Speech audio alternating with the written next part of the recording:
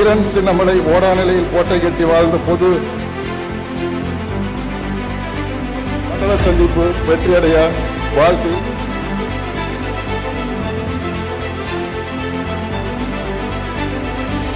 நம்முடைய இயக்கத்தின் தாற்பயமே தொண்டும் தோழமையுமே.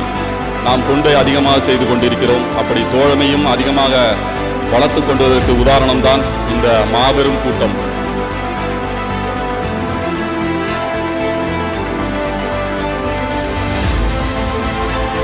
பல போர் வெற்றிகளுக்கு முத்திட்ட சின்னமலையின் படைத்தளபதி கருப்பு சேர்வை போல இந்த தீர்மன்ற சந்திப்பை வெற்றி சந்திப்பாக மாற்றிட,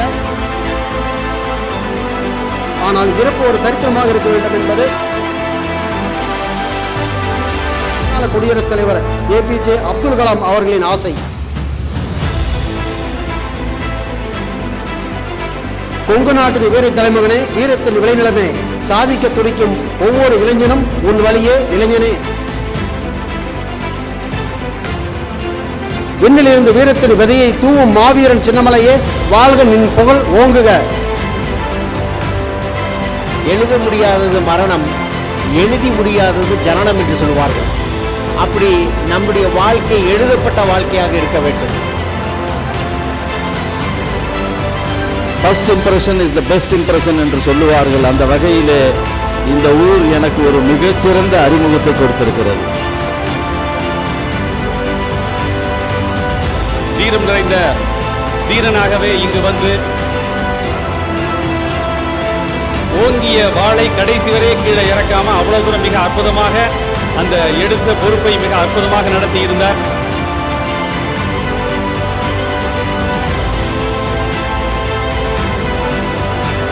இன்றைய பதாகை நிகழ்வை பார்க்கும் பொழுது ஒரு மிக சிறப்பான ஒரு ஏற்பாடை செய்திருந்தார்கள். இதுவரை நாம் காணாத ஒரு நிகழ்வாக வித்தியாசமாக அமைந்திருந்தது. அழியாத சூடுகளாக பதிக்க வேண்டும் என்ற ஆர்வத்தோடு இன்று செயல்பட்ட மண்டல தலைவர் அரிமா கனகராஜ் அவருக்கு எனது மனமார்ந்த பாராட்டுக்கள். கல்லூரி திட்டத்திற்காக இதுவரை 13 இலவச கண் சிகிச்சை முகாம்கள் நடத்தி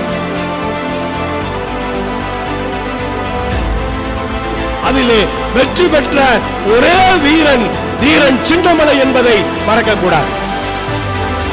தனி ஒரு வீரனாக 3000 ஆங்கில படைகளை வென்றவன் தீரன் சின்னமலை. 208 நாடுகளிலே 14 லட்சம் உறுப்பினர்களை கொண்டிருக்கின்றது. ஆனால் இந்தியாவில் மட்டும் 2.5 லட்சம் உறுப்பினர்கள். நினைத்து பாருங்கள், 207 நாடுகளிலே